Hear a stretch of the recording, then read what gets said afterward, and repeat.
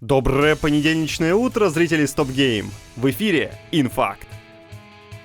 Начнем день с новости о том, как очередной ветеран индустрии возглавил собственную студию. Сегодня в центре внимания Uncapped Games.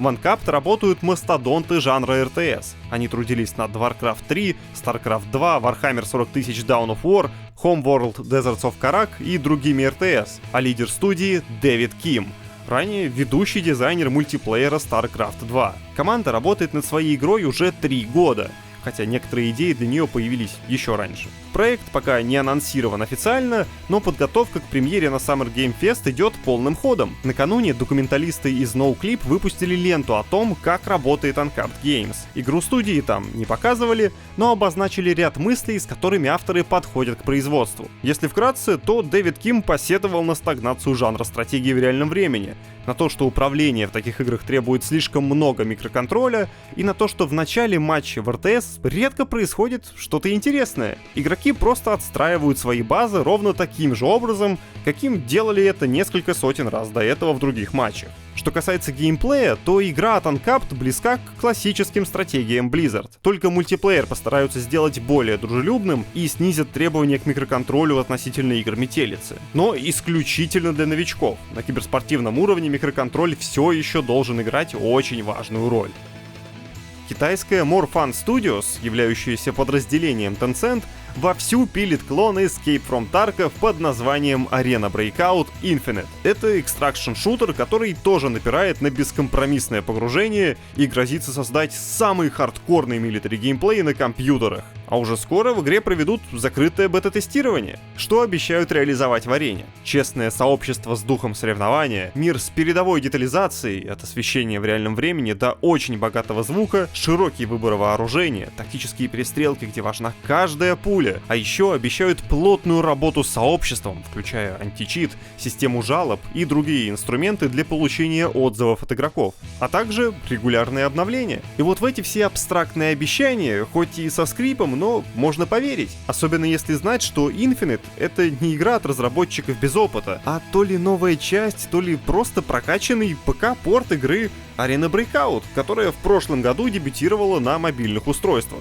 Там она стала довольно популярной. Например, на Android у нее более 10 миллионов скачиваний и рейтинг в районе 4,8 баллов из 5. Ранняя версия будет распространяться условно-бесплатно через Steam, а закрытое бета-тестирование пройдет уже в начале мая. Подать заявку на участие можно на официальном сайте. Ссылку, как всегда, оставили для вас в новости.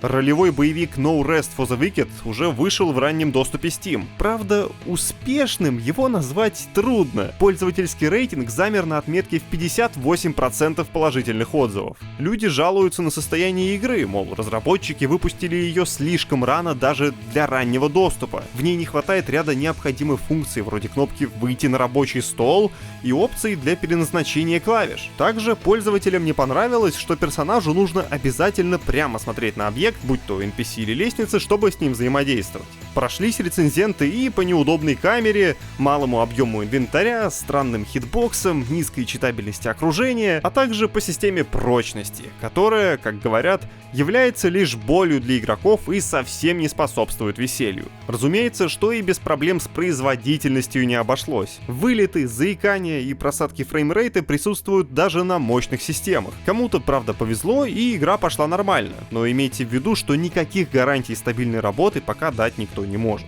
Moon Studios уже обратила внимание на фидбэк от пользователей и пообещала заняться решением самых часто встречающихся проблем. В списке текущих задач команды следующие: добавить возможность переназначать клавиши и поставить игру на паузу, а также убрать ограничения соотношения экрана и улучшить производительность. Часть этих, надо сказать, очень амбициозных планов внесли в игру с первой заплаткой. Там улучшили баланс и стабильность, а также пересмотрели систему выносливости, прочность и лут.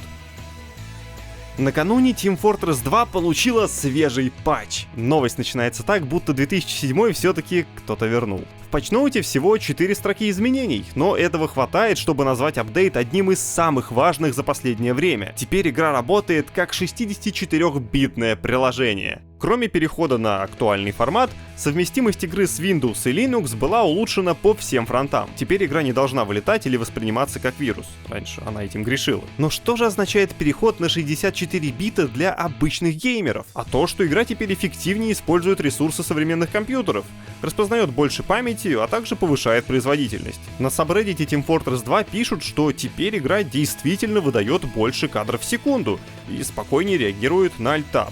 Еще один позитивный эффект — перестали работать многие зловредные боты. Они мешают игрокам уже несколько лет, и Valve пока ничего не может с этим поделать. Впрочем, пользователи подозревают, что затишье временное. Если Valve не совершила каких-то закулисных манипуляций, о которых не сообщила в описании патча, то вредителям потребуется лишь переписать своих ботов под новую архитектуру, и произойти это должно очень быстро. Но пока их нет, залетайте поиграть.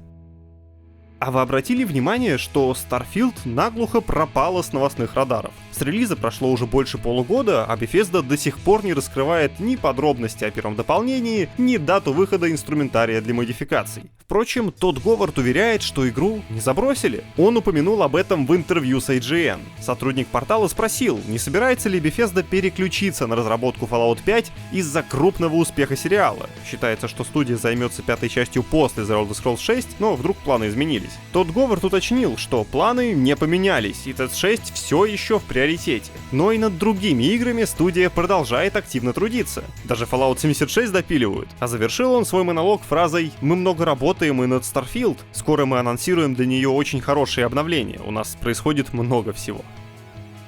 Blizzard объявила охоту на несанкционированную периферию в Overwatch 2, и речь даже не о ПК-версии. В мультиплеерных шутерах на консолях есть отдельный сорт читов — устройства, имитирующие геймпад, но работающие как клавиатура и мышь. Считается, что таким образом обманщики получают геймплейное преимущество над другими консольными игроками, поэтому их следует наказывать. Как раз этим авторы Overwatch и решили заняться. Как именно работает система, не раскрывается, чтобы не дать лишнего преимущества читерам, но наказание расписали в подробностях. Начиная с 11 сезона за применение несанкционированной периферии начнут карать в две фазы. Первое нарушение — бан в соревновательных режимах на 1 неделю. Нарушителям оставят доступ к быстрой игре, и если за время наказания они не будут использовать периферию, то доступ к соревновательным режимам восстановят. Вот если игрок продолжит злостно подрубать эмулятор мышки к консоли, то его обеспечат баном в соревновательных режимах на весь сезон и отключат помощь в прицеливании. В быстрой игре такого нарушителя будут определять в пул ПК игроков. Мол, если хочешь играть с мышью, играй против пользователей с мышью.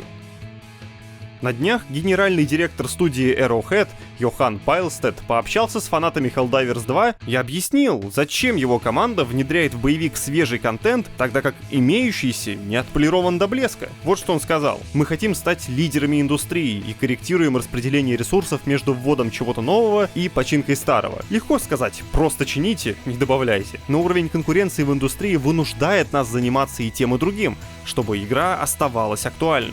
Мы все еще работаем над этим. Запросы и ожидания от студии высоки, все взгляды прикованы к нам, а наша единственная цель — создать лучшую игру-сервис за весь ваш игровой стаж. Нам просто нужно найти свой темп и баланс. Это предмет жарких споров в нашей студии, и я прошу прощения за допущенные нами глупые ошибки». Конец цитаты. Что ж, надеюсь, что ребята справятся.